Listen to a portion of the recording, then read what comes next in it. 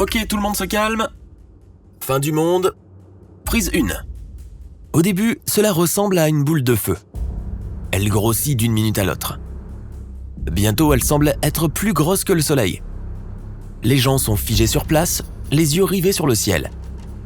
Ils n'ont pas encore pris conscience qu'ils doivent courir pour sauver leur vie. Non pas que cela va les aider. L'astéroïde percute la Terre avec une force énorme. Il ne s'arrête pas de bouger avant d'avoir traversé la croûte terrestre à une profondeur de plusieurs kilomètres. Des milliers de kilomètres cubes de roches solides se transforment instantanément en vapeur. Toutes les créatures et les personnes qui sont assez proches pour assister à la collision ne vivent pas plus de quelques secondes. Le sol autour du cratère d'impact est recouvert de centaines de mètres de cendres brûlantes et de gravats.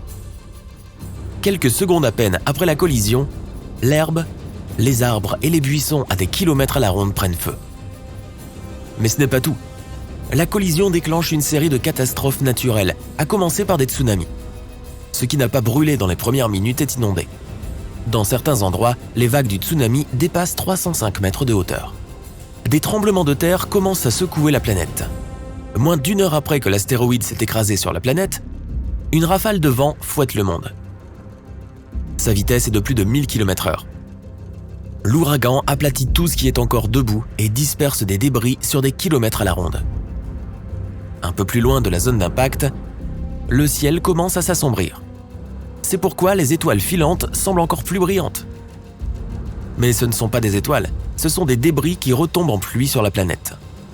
Ils pénètrent dans l'atmosphère de la Terre en brillant d'un rouge inquiétant à cause du rayonnement infrarouge. Ce ne sont que les premières heures après la collision, mais le ciel est presque complètement noir. Au moment où il commence à s'éclaircir, il n'y a plus de vie sur la planète. Les cendres sont encore en suspension dans l'air. Quand il pleut, l'eau devient très acide. Les incendies continuent de faire rage. Ils produisent des tonnes de toxines qui détruisent la couche d'ozone. La Terre perd son dernier bouclier contre les radiations du Soleil. Ok, ce scénario est un peu trop sombre et triste. Qu'est-ce qu'on a d'autre? La fin du monde pourrait être bien différente. Un jour, une planète errante pourrait pousser la Terre hors de la zone habitable et sur une orbite extrême plus éloignée du Soleil. Le climat de toute la planète commence à devenir de plus en plus froid.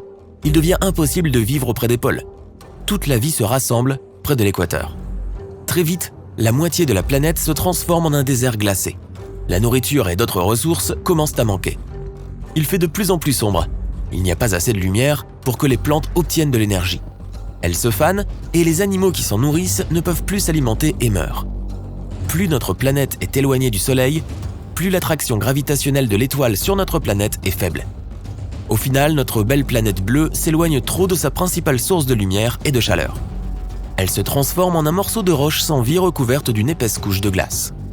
Non, cette fin n'est pas très joyeuse non plus. Elle fait même froid dans le dos. Autre chose? Le Soleil pourrait s'étendre et se transformer en géante rouge. Si cela arrive, ça changera toute la zone habitable du système solaire. Le processus commence quand notre étoile n'a plus d'hydrogène dans son noyau. Cela déclenche plusieurs réactions. Au final, le noyau se réchauffe et devient plus dense, ce qui fait grossir le Soleil.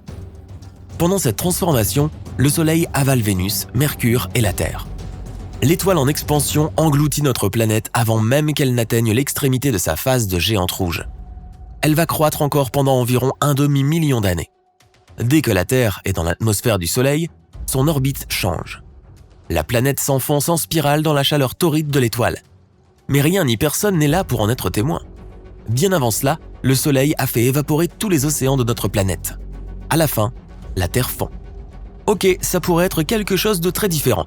Partout dans le monde, les gens se réveillent au milieu de la nuit. Il fait aussi clair que pendant la journée, mais ce n'est pas la lumière du Soleil. Les cieux sont illuminés d'innombrables aurores, rouges, vertes, violettes. Elles apparaissent même dans les régions où personne n'en a encore vu, comme aux Bahamas, en Jamaïque ou à Hawaï. Le Soleil est une gigantesque boule de gaz en combustion, en constante évolution. De temps en temps, il crache des rafales d'énergie. Ce sont les éruptions solaires. Elles sont souvent accompagnées d'éjections de masse coronale. Cette fois, le Soleil a produit une tempête géomagnétique épique et l'a lâchée sur la couche protectrice de notre planète.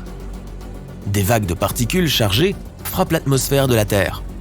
Le champ magnétique de la planète n'est pas assez puissant pour l'arrêter. Il cède et la tempête frappe la Terre, causant des ravages.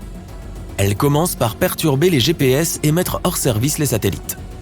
Ensuite, la tempête perturbe les communications par satellite. Mais l'une des pires conséquences est liée au réseau électrique. Les surtensions causées par les particules provenant du Soleil endommagent les transformateurs géants. La Terre se retrouve sans électricité pendant des années. Il n'y a pas de lumière, pas d'ordinateur, pas de téléphone, les systèmes d'approvisionnement en eau sont hors service. Il n'y a pas de nourriture dans les supermarchés, il n'y a pas d'électricité et les gens ne peuvent pas redémarrer les réseaux électriques déjà endommagés. La faune sauvage s'empare de la planète, créant une sorte de monde post-apocalyptique. Comme dans certains films, les singes dominent la planète pendant un moment. Ok, quoi d'autre? Si tu disposais de la vision gamma, tu serais capable de voir des flashs immenses. Ils se produisent tous les jours, éclipsent tout ce qui t'entoure puis disparaissent à nouveau. Ces flashs sont des sursauts gamma. L'un d'entre eux pourrait anéantir l'atmosphère de la Terre. Le flash qui va détruire notre planète est né dans une galaxie lointaine lorsque 2 étoiles en effondrement ont fusionné. Il est immensément puissant.